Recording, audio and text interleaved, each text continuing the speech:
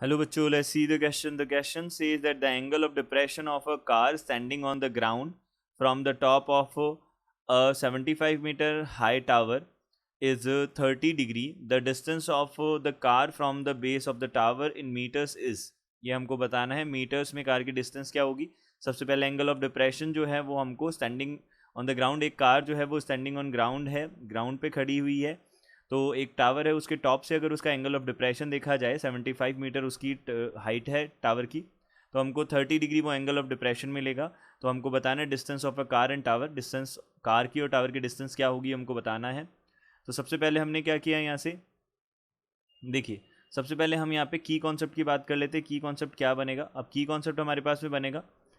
देखिए यहाँ पे हम की कॉन्सेप्ट यूज़ करने वाले हैं.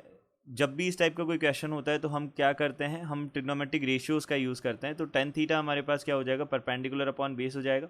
इस ट्रिग्नोमेट्रिक रेशियो का हम बेसिकली यहाँ पे यूज़ करेंगे. तो हम देख सकते हैं यहाँ से कि जो एंगल ऑफ डिप्रेशन जो है कार का वो हमको देखना है.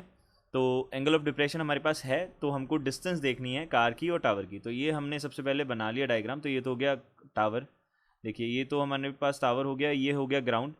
तो ये टावर जो है इसका टॉप ये 75 मीटर्स हाइट का है और ये है हमारे पास टावर है. इससे कोई एक कार हमारे पास यहाँ पे पार्क्ड है, तो कार का जो एंगल है वो कितना बन रहा है यहाँ पे, ये कार का एंगल बन रहा है हमारे पास में 30, सॉरी ये एंगल हमको नहीं गिवन है, हमको एंगल ऑफ डिप्रेशन गिवन है. तो एंगल ऑफ डिप्रेशन कौन सा है, हॉरिजॉन्टल के साथ जो डाउनवर्ड एंगल मिलता है वो हमारा एंगल ऑफ डिप्रेशन होता है. तो ये डाउनवर्ड एंगल हॉरिजॉन्टल के साथ ये कितना है हमारे पास 30 डिग्री है. इसको हम एक्स, इसको एक्स डैश, इसको ए, यहाँ पे इसको बी और इसको सी बोला हमने.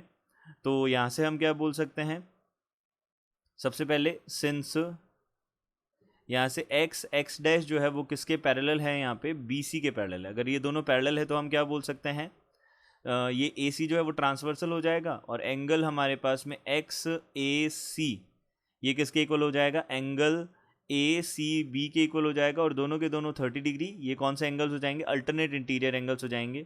तो अल्टरनेट इंटीरियर एंगल्स बनेंगे ये हमारे पास इसका रीज़न हो जाएगा इन दोनों के इक्वल होने का. तो ये हमने 30 डिग्री बोला. अब यहाँ से हम क्या कर सकते हैं, ट्राइंगल कंसिडर कर सकते हैं. In triangle A B C की हमने बात की, तो यहाँ पे 10-30 डिग्री जो है वो किसके इक्वल होगा, परपेंडिकुलर हमारे पास ए बी अपॉन बेस जो है हमारे पास कितना है, बी सी है.